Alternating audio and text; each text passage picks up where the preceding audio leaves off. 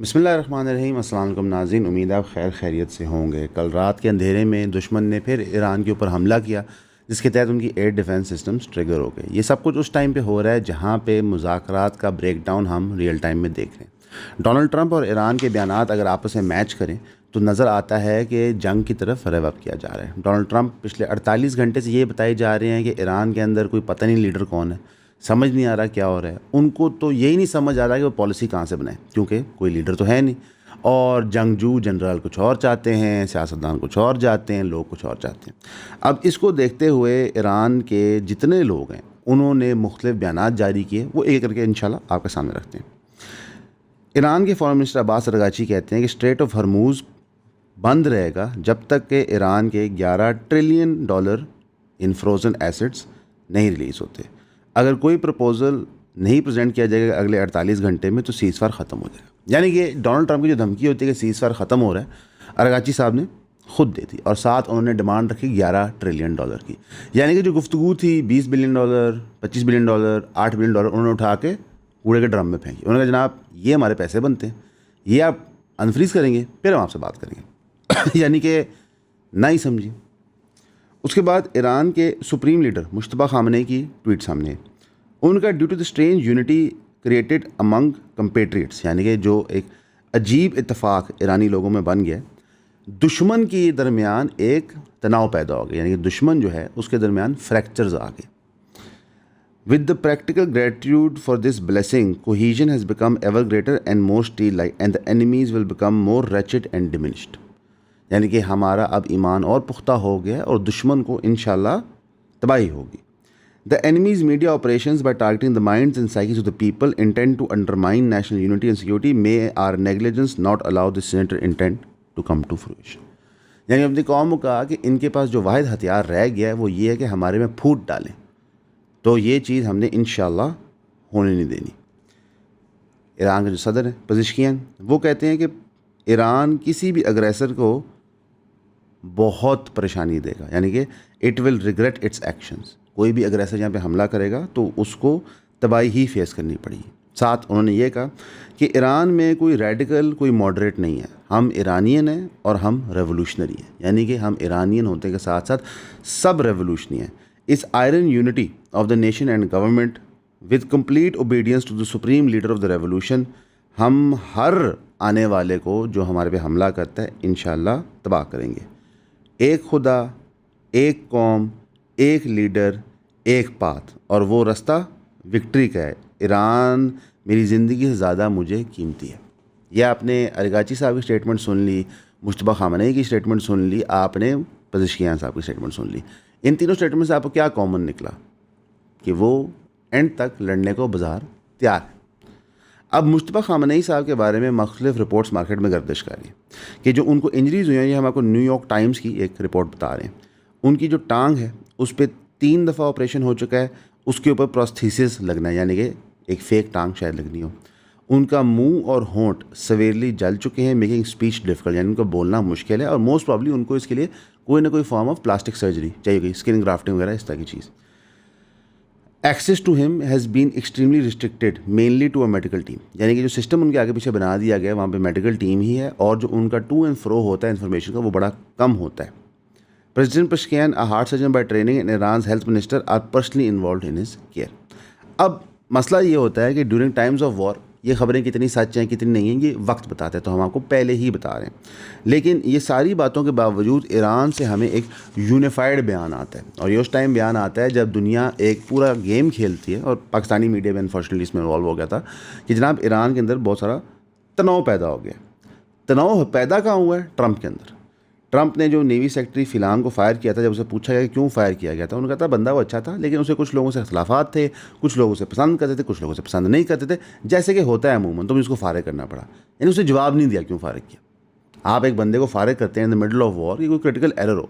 बाजार जवाब ये था कि वो शिप बिल्डिंग और एक्वायरिंग में डिलेस कर रहा था। हालांकि ये शिप बिल्डिंग को भी टाइम लगना था, इनकी एक्वायरिंग को भी टाइम लगना था, ये कौन सा अभी इनको जंगजू मामलात के लिए चाहिए थे। तो इस बात पे इसको निकालना कोई इतनी सेंस बात बनाती नहीं है। जो स्टेट ऑफ हरमूज़ है उसके अंदर ट्रंप का बयान बड़ा अजीब सा होता है। एक तरफ ट्रंप कहता है कि जी इनकी नेवी ख़त्म हो चुकी है, कल ही उन्होंने ऑर्डर किया था कि छोटी वेसल्स को भी आप तबाह कर दें। साथ ही वो कहता है कि हमें नहीं पता उन्होंने माइंस कितनी लगाई हैं, लेकिन फिर साथ ही कहता है कि हमें लगता है कि जो उसने माइंस लगाई हैं ये ऐसी ज़्यादा नुकसान ईरान को पहुँचाएंगी। एक बात सच हो सकती है ना कि या उन्होंने माइंस लगाई हैं या नहीं लगाई, माइंस लगाने का फ़ायदा नुकसान किसको है। ट्रंप ने जो अपनी नेवी को इस वक्त कमांड दिया हुआ है कि कोई भी ईरान की बोट लेइंग माइन हो उसको आप तबाह करते हैं। हम कंटिन्यूसली देखते हैं कि ईरान की नेवी ऑपरेशंस करती है, कश्तियाँ कैप्चर करती है, इंडियन कश्तियों को मारती है, माइंस ले डाउन करती है, so on and so forth. जो ईरान के टॉप नेगोशिएटर हैं गलीबाफ, वो कहते हैं ये सीज़ फायर मीनिंगलेस है if violated by naval blockade. Like ceasefire का पर्पज़ ही क्या था कि मामला डी एस्केलेट हो, नेवल ब्लॉकेड तो मज़ीद एस्केलेशन की बात है।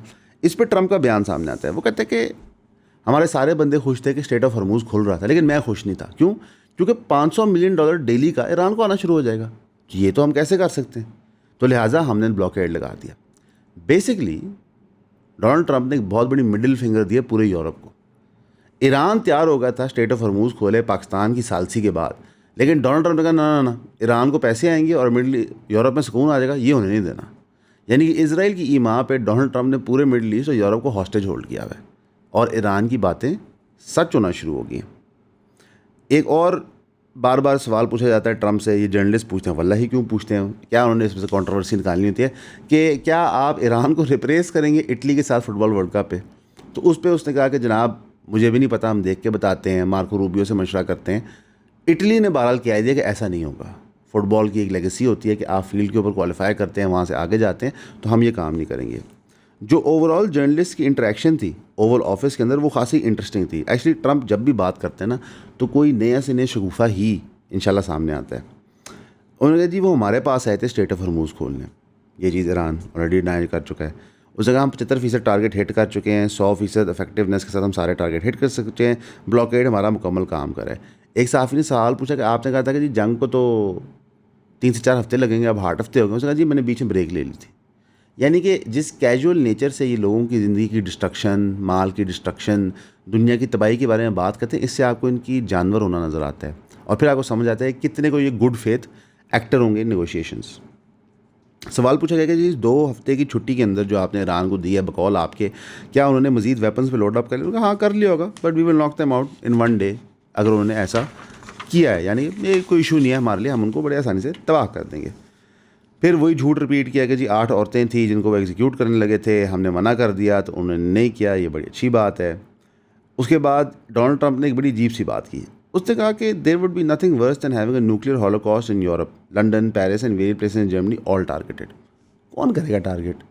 पूरे मिडिल ईस्ट के अंदर किस मुल्क के पास न्यूक्लियर बम है? ओ सॉरी, अब तो पाकिस्तान भी मिडिल ईस्ट के अंदर है। तो किन 2 मुल्कों के पास न्यूक्लियर बम है मिडिल ईस्ट में? पाकिस्तान और इजराइल। पाकिस्तान ने कोई थ्रेट यूरोप को कभी नहीं दी, तो वो क्या? इजराइल बहरहाल बहुत नाखुश है इटली से और इन सारे मुल्कों से, स्पेन से। ईरान के पास तो न्यूक्लियर बम है ही नहीं, बकौल डोनाल्ड ट्रंप के, तबाह हो चुका है। तो what kind of nuclear holocaust are you talking about? Basically regional power Israel को इस्टेब्लिश करके अमेरिका ने एक ही स्ट्रोक के अंदर यूरोपियन पावर और मिडिल ईस्टर्न पावर को डिमिनिश करने की अटैम्प्ट कर रहे हैं। प्लेटो की एलिगोरी ऑफ द केव और जिम कैरी की dark comedy the Truman show का आपस में क्या ताल्लुक है? जहां एक तरफ प्लेटो बात करता है उस इंसान की जिसको कैद में रखा गया है और उसकी जो दुनिया है उसके लिए क्यूरेट की जाती है और उसको कोई अंदाजा नहीं है कि उसके बाहर वाली दुनिया में क्या हो रहा है, और दूसरी तरफ ट्रूमन शो के अंदर, सॉरी स्पॉयलर्स यहाँ नहीं मिलेंगे, अगर आपको स्पॉयलर्स चाहिए तो आपको हमारा द क्लब ज्वाइन करना पड़ेगा। yawnpodcast.com पे जाएं, अपनी मेंबरशिप परचेज करें ताकि जुमे के जुमे में आपको पॉपुलर मूवीज़ और टीवी के बारे में स्पॉयलर्स दे सकते हैं। शुक्रिया।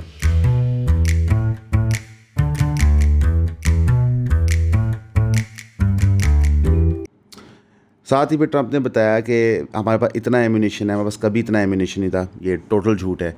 जो इस वक्त अमेरिका की पोजीशन है टॉमाहॉक मिसाइल्स और इंटरसेप्टर्स की, उससे वेली डिप्लीटेड हैं।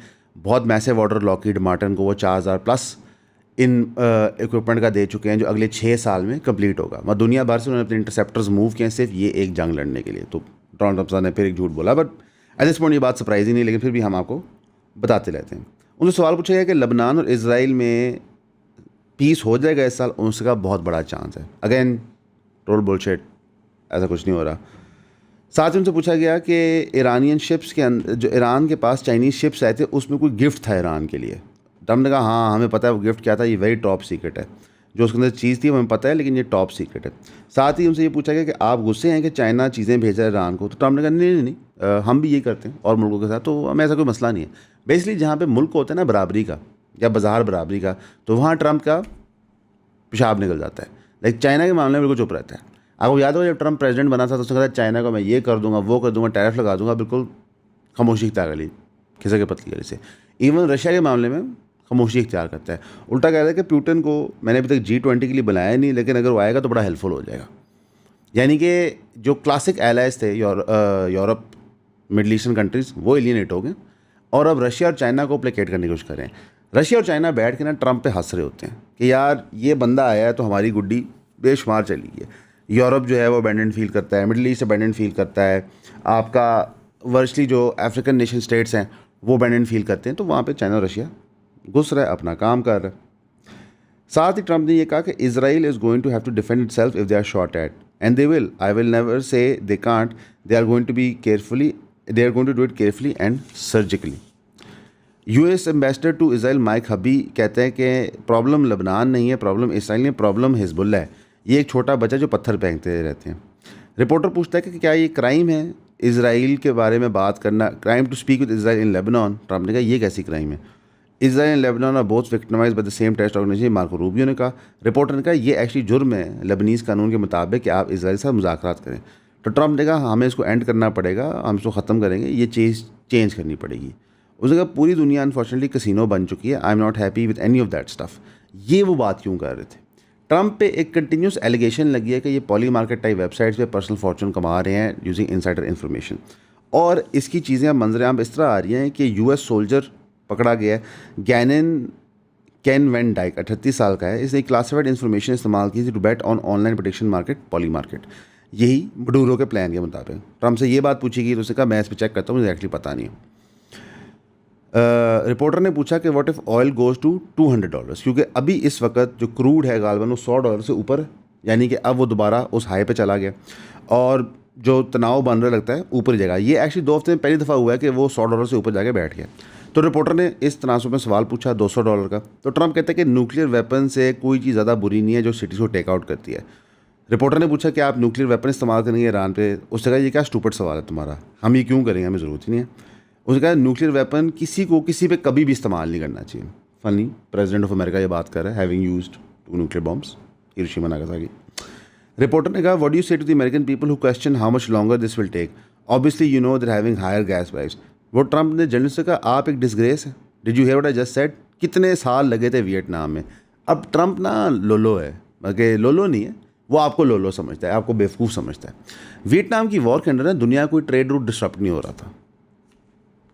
ईरान की जंग के अंदर पूरा दुनिया का एक बंदरगाह डिस्टर्ब हो जाती है, तो like there is no comparison apples and oranges. और दूसरा वियतनाम वॉर के अंदर आपने बूट्स ऑन ग्राउंड उतारे थे, यहाँ पे आप एयर रेड्स कर रहे हैं, आपसे काम नहीं हो रहा। वियतनाम वॉर भी बिल्कुल गलत थी, but those 2 wars are completely different. और वियतनाम वॉर में भी आपकी शिकस्त हुई थी, और बड़ा फ़नी बात है कि वो बार बार वियतनाम वॉर कहता है, बिकॉज वियतनाम वॉर अमेरिका हारा था, they had to run away from the jungle, उस ट्रेन को वो कॉन्कर नहीं कर पाए थे। तो ईरान की भी ट्रेन उतनी ही सख्त है पहाड़ों की वजह से, तो इसको आप कॉन्कर नहीं कर पाएंगे। तो इट्स वेरी फनी कि डोनाल्ड ट्रम्प बार बार इसकी बात करता है वियतनाम की। यार वियतनाम में देखें कितना टाइम लगा था। सेनेटर बर्नी सैंडर्स ने एलेज किया है कि ट्रम्प की फैमिली ने $4 बिलियन कमाए हैं of president. Trump junior is adviser to Polymarket investor 1789 capital.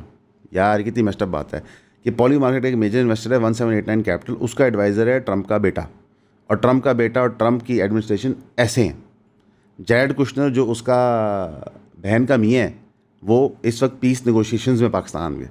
तो ये डोंट थिंक कि यहाँ क्लूजन चल रही है, बगैरत लोग हैं ये। इसराइल के डिफेंस मिनिस्टर कहते हैं कि इसराइल प्रिपेयर्ड है जंग रिन्यू करने के लिए अगेंस्ट ईरान, हमारे टारगेट्स मार्क हो चुके हैं। यानी कि ईरान भी तैयार है, इसराइल भी तैयार है, अमेरिका भी तैयार है, दुनिया बस देख रही है। और वाहिद मुल्क जो अटैम्प्ट कर रहा है कुछ करने को पाकिस्तान है। अभी भी मोहसिन नकवी साहब US के एक एनवॉय के साथ मुज़ाकरात के अंदर लगे हैं। मोहसिन नकवी साहब से 100 इख्तलाफात पाकिस्तान के मामले में अल्हम्दुलिल्लाह हम करते रहते हैं। अभी बल्कि हमने पूरी एपिसोड रिकॉर्ड कराई है इवन पॉडकास्ट चैनल के। मोहसिन नकवी साहब और CDA क्या कर रहे हैं इस्लामाबाद में लोगों के साथ, गरीबों के घर तबाह कर रहे हैं। लेकिन इस मामले में पाकिस्तान की गवर्नमेंट लगी हुई है, कोई ना कोई मामला सुधर जाए, लेकिन अनफॉर्चुनेटली लग ही रहा है कि ये मामला रिजॉल्व नहीं होगा। अच्छा, डोनाल्ड ट्रम्प को झूठा साबित करने के यूक्रेनियन प्रेसिडेंट ज़ेलेंस्की मैदान में आ गया। उसने कहा United state produces 60 to 65 patriot PAC-3 missiles per month. It's nothing. During the first day of the attack on the Middle East, they used the volume of 2 years of production of such missiles. यानी कि इस volume में उन्होंने इस्तेमाल कर लिया. नहीं, उन्होंने वही बात रीट्रेट की कि जनाब इतना आसान नहीं है वेपन्स डिप्लीटमेंट को मुकम्मल करना. लोकल न्यूज़ की तरफ आते हैं और अनफॉर्चुनेटली लोकल न्यूज़ में भी बहुत दुखी बातें हैं. मैं वो कर देता हूँ कवर केस. एक बज़ाहिर ये बताया जा रहा है लाहौर के अंदर एक ख़ातून ने अपने 3 बच्चों को कत्ल कर दिया. विक्टिम के नाम थे मोमना बातूल, मोमिन रज़ा और उम्मे हबीबा. औरत का ये क्लेम है कि मेरा मियाँ और मेरे आपस में तनाव थे. मेरा मियाँ जो है वो मुझसे ताल्लुक़ कायम करने को कहता था और मर्दों के साथ, और इस वजह से मैं अपनी जान लेना चाहती थी, लेकिन मुझे अपने बच्चों का डर था, तो मैंने फिर अपने बच्चों को ही कत्ल कर दिया. सबसे पहले इस मुकदमे में या इस मामले में गालबन औरत के भाई को उठाया गया था, लेकिन फिर पता चला कि नहीं, ये मामला ऐसे हुआ है. इंतहाई अफसोसनाक बात है कि हमारे मुल्क में गुर्बत की वजह से, जहालत की वजह से, क्रिमिनल मेंटालिटी की वजह से ख़वातीन को इस काम में डाला जाता है. फिर जो उनकी हेल्थ पे अफेक्ट्स होते हैं उसकी मैनिफेस्टेशंस उनकी औलाद पे निकलती हैं. इस पे मरीम साहिबा ने दुख का इजहार किया और इमीडिएट रिपोर्ट मांगी. साथ ही उन्होंने पुलिस को डांटा है क्राइम क्यों राइज़ कर रही है. सबसे पहली चीज़ है कि जो क्राइम क्यों राइज़ कर रही है, क्योंकि CCD काम नहीं करती. आप जितने मर्जी क्रिमिनल मार दें, नए क्रिमिनल बन जाते हैं. लोगों को एक जुडिशल फियर होना चाहिए. और अक्सर औक़ात जब इस तरह के ऑपरेशंस होते हैं इनकाउंटर्स के, तो पुलिस एक टाइप ऑफ क्रिमिनल को मारती है, दूसरे टाइप ऑफ क्रिमिनल को हल्ला शेरी करके रखती है ताकि वो पैसे कमा सकें. ये एक बहुत अनफॉर्चुनेट वाक़या है जो हम सब के दरमियान हुआ है. और अल्लाह इन बच्चों को जन्नतुल फिरदौस में आला मकाम अता फरमाए. अल्लाह जो उसका मियाँ है ख़ातून का, अगर उसने ऐसी हरकत व सकनात की हैं तो उसको इबरत की मिसाल बनाए. और जिस ख़ातून ने उनको बच्चियों को कत्ल किया, अल्लाह उसको भी इबरत की मिसाल बनाए. इस तरह की स्टोरीज़ अगर आपके बच्चे हों तो दिल दहलाने वाली हो जाती हैं. बिकॉज़ औलाद जो होती है ना, ये बिल्डिंग ब्लॉक होता है मुआशरे का. शरई तौर पे आपसे सवाल होगा आपकी औलाद की ईमान का. ये रिलेशन इतना मुक़द्दस होता है, इसकी इतनी इम्पोर्टेंस होती है और हम इसको इतना लाइटली लेते हैं. हम दुनिया की रेस में इतने आगे चले गए हैं, पैसों की ज़रूरत से ज़्यादा हवस इतनी ज़्यादा बढ़ गई है कि हम किसी भी हद को पार करने को तैयार हैं. यही दजल है मॉडर्न डे एंड एज का, the inversion of good and bad. और ये चीज़ ओवरऑल मुआशरे में कैसे होती है कि जब हम लोगों को उनके जिस्म के लिए रिवॉर्ड करना शुरू करते हैं, उसको कमोडिफाई करते हैं. जितना ज़्यादा कमोडिफाई करते हैं उतना ही दिमाग में आप बैरियर गिराते जाते हैं. आर्ग्यूमेंट बड़ा दकियानूसी है, शायद सुन के कुछ दोस्तों को तकलीफ़ हो, लेकिन जितना आप हुस्न को कमोडिफाई करेंगे बिल बोर्ड्स के अंदर, ड्रामों के अंदर, टिकटॉक्स के अंदर, इंस्टाग्राम के अंदर, उतना ही उस हुस्न की बोली लगेगी, चाहे मर्द का हो चाहे औरत का हो. जब आपने हुस्न की बोली लगवाना शुरू कर दी तो फिर जिसके पास पैसा होता है वो क्या करता है, जो चीज़ उसके इख्तियार में होती है ख़रीदता है. तो इंसान का जिस्म भी उसमें आ जाता है. और इन 3 बच्चों को वो नुकसान उठाना पड़ा. वल्लाही मियाँ की नाअहली, उसकी पैसों की हवस, तो जो उस माँ पे गुजरी होगी, और फिर उसका मेंटल हेल्थ इतना डिटेट कर जाना उसने कर दिया. तो ये 3 जो विक्टिम बची हैं, ये अकेले उस माँ और बाप की विक्टिम्स नहीं हैं. इस मर्डर के परपेट्रेटर्स हम सब हैं कि हमने एक ऐसा सिस्टम बनने दिया है जहाँ पे अमीर कुछ भी ख़रीद सकता है. यानी जिसके पास 5,000 रुपया है वो इंसान ख़रीद ले, इंसान का वक्त ख़रीद ले, उसका जिस्म ख़रीद ले, ये सब ठीक है. लेकिन इन 3 बच्चियों की रोटी नहीं वो ख़रीद सकता, या इन 3 बच्चियों की तालीम नहीं ख़रीद सकता, या इन 3 बच्चों का मुस्तकबिल नहीं ख़रीद सकता. क्यों? क्योंकि वो तीनों बच्चियाँ अपनी ही वालदा ने कत्ल कर दी. बहुत अफसोसनाक स्टोरी है. और कोई फ़र्क नहीं पड़ेगा हमें, ज़ीरो फ़र्क पड़ेगा हमें. आज तक ये नहीं फ़र्क पड़ता जब दिन दिहाड़े जागीरदारों के बच्चे उन भाइयों को शहीद कर देते हैं जो अपनी बहन की इज़्ज़त का दिफा करते हैं। कोई फ़र्क नहीं पड़ता। उसकी वजह क्या है? क्योंकि हमें भी पैसा चाहिए। हमने भी टिकटॉक पे देखना है किस टिकटॉकर के लेटेस्ट नूड्स लीक हुए हैं। हमने भी ये देखना है कि कौन से सियासतदान ने को क्या जुगत मारी है। तो हमें नहीं फ़र्क पड़ता। अल्लाह रहम करे इन बच्चों में। इंशाअल्लाह मुझे कोई डाउट नहीं है कि ये बच्चे नाबालिग थे, मासूम थे।